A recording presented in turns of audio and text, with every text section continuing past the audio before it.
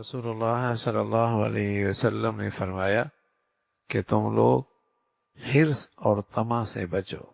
حرص اور طمع سے بچو،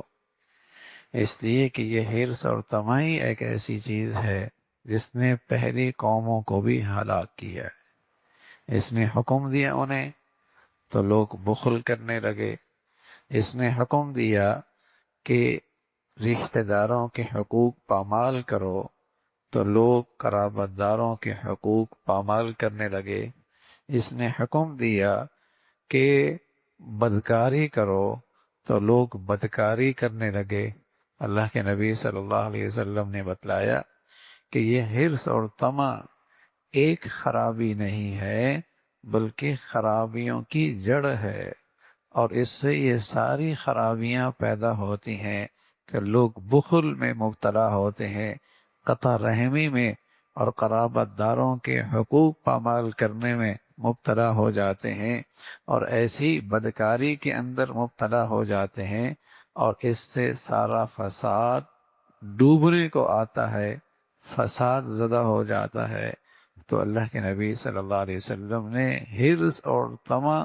اس جیسی موذی مرض سے پناہ کی، پناہ چاہی ہے، اور ایک علاج بھی بتایا کہ آدمی جس قدر اس دنیا سے اپنا جانا سوچے گا اور اس کا خیال اور دھیان رکھے گا،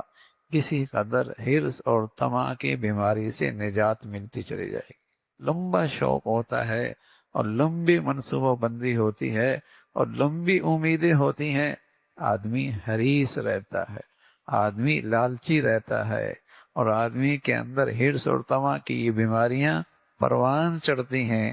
اور اگر یہ خیال ہو جائے کہ صبح تو ہے، شام کا پتہ کوئی نہیں، شام تو ہے، صبح کا پتہ کوئی نہیں، فضا میں رکھا چراغ ہے، ایک جھونکے کی دیر ہے، فضا میں رکھا چراغ ہے یہ زندگی، ایک جھونکے کی دیر ہے، اس پر جس قدر یقین ہوگا اسی قدر اس بیماری کی جڑ کڑتی رہے گی۔ اللہ رب العزت آخرت کا صحیح دھیان اور صحیح تازہ ایمان نصیب فرما دے۔